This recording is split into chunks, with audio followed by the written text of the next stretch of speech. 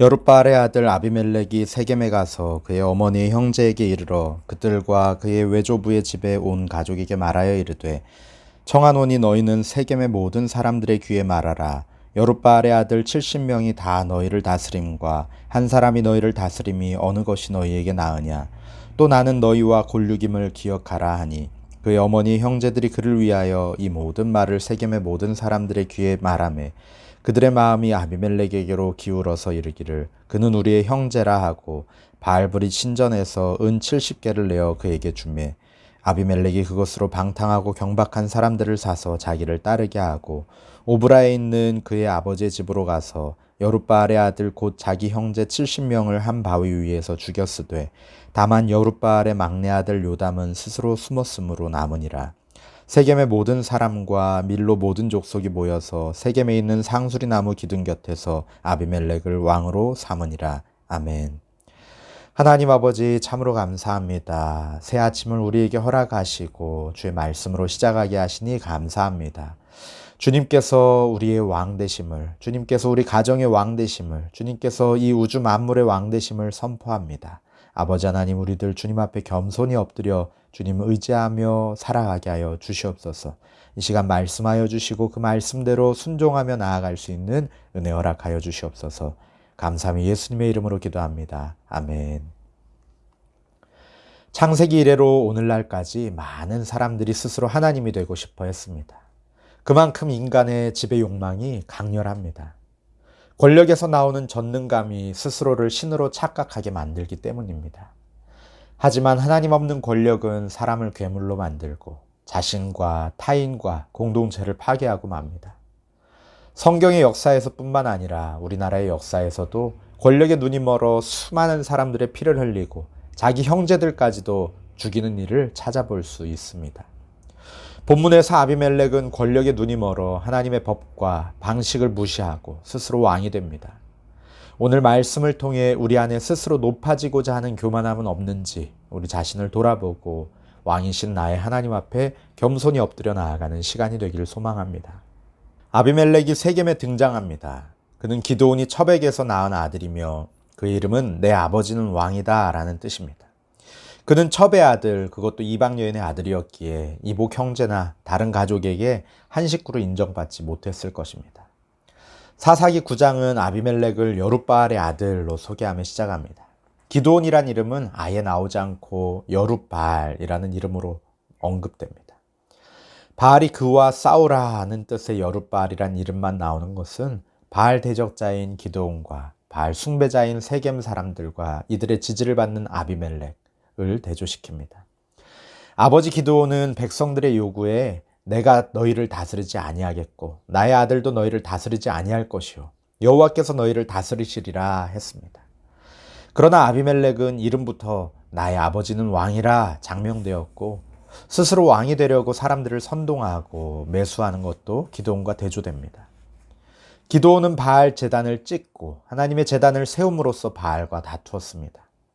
그런데 이제 아비멜렉은 바알 숭배자들과 손잡고 죄를 지음으로써 하나님과 다투려 합니다. 아비멜렉이 어머니의 고향인 세겜에 온 목적은 이곳에서 왕이 되기 위함입니다. 그는 왕이 될 욕망을 실현하기 위해서 장래의 거침돌이 될 수 있는 이복 형제 70명을 제거할 계획까지 세웠습니다. 아비멜렉의 스스로 왕되기 작전은 혈연에 호소하여 세겜 사람들의 지지를 얻는 것입니다. 여기서 세겜의 사람들, 히브리어로 바알레 쉐켐이라는 표현에 주목할 필요가 있습니다. 사람들로 번역된 이 단어가 바알의 복수형 베알림입니다. 바알은 주인이라는 뜻도 있지만 사사기에서는 줄곧 우상 바알을 가리켰습니다. 여기서는 세겜의 주인들이라는 의미로 세겜 성읍의 주민들을 가리키며 동시에 이들이 바알 숭배자임을 암시합니다. 이들의 지지를 얻기 위해 아비멜렉은 먼저 그곳의 외가 친척들의 지지를 얻어서 그들을 조력자로 이용합니다. 그는 자기가 왕이 될 수 있도록 세겜 사람들에게 자기를 선전해달라고 요청합니다. 그는 두 가지 이유를 들어서 자기를 왕으로 삼아야 한다라고 주장합니다.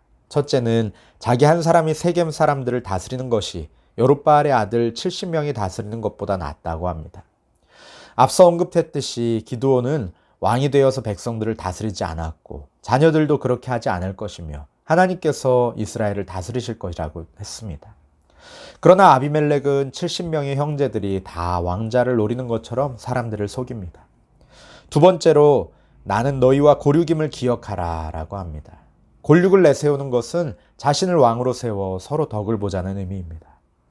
아비멜렉은 친척들의 연합과 열성으로 세겜 사람들의 지지를 얻을 수 있었습니다. 그들은 아비멜렉의 회유에 휘말려서 그의 충성스러운 대변자가 되었습니다. 이들의 도움으로 아비멜렉의 말은 세겜 모든 사람의 귀에 전해졌고 결과는 대성공이었습니다. 세겜 사람들이 아비멜렉이 우리의 형제라며 그에게 마음을 기울이게 되었습니다. 이들은 이스라엘의 왕으로 계신 하나님을 의식하지 않았고 오직 친족이 왕이 되면 자신들에게 돌아오는 차별적인 이득만을 기대했습니다. 서로의 욕망이 의기투합하여 지극히 인간적인 방법으로 지극히 인간적인 결과가 이루어졌습니다. 왕이 세워지는 것을 하나님께서 원치 않는다는 사실은 안중에도 없었습니다. 세겜 사람들의 마음을 산 아비멜렉은 더 끔찍한 일을 벌입니다. 세겜 사람들의 원조를 받아서 자신의 이복 형제 70명을 죽이는 일입니다. 세겜 사람들은 바알브릿 신전에 은 70개로 후원금을 제공합니다. 사사기 6장에서 하나님께 부름받은 기드온이 바알을 부수고 여호와의 제단에 수소를 드림으로써 하나님께 헌신을 보였을 때 오브라의 바알 숭배자들은 그에게 보복하지 못했습니다. 이제 세겜의 바알 숭배자들이 그의 아들들을 죽여 보복함으로써 바알에게 헌신을 표현합니다. 이제 아비멜렉은 그것으로 방탕하고 경박한 용병을 사서 오브라로가 한 바위 위에서 자기 형제들을 다 죽입니다. 기드온은 미디안 왕들을 죽여 자기 형제 죽음에 보복했으나 아비멜렉은 왕이 될 욕망을 위해서 자기 형제들을 다 죽입니다. 그는 자신이 골육임을 강조하며 세겜 사람들의 환심을 샀지만 정작 자기 형제의 목숨을 빼앗아 갈 때는 그들이 세겜 주민들보다 훨씬 더 가까운 자신의 골육임을 무시했습니다. 이로써 기드온의 권세와 영화를 상징하던 아들들은 그의 한 아들로 인해 다 없어져 버렸습니다.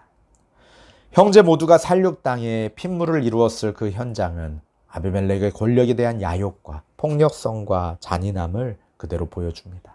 내일부터 묵상할 9장 뒷부분에서는 아비멜렉은 스스로 멸망하고 맙니다. 하나님은 그의 형제들이 당한 폭력과 흘린 피를 기억하십니다.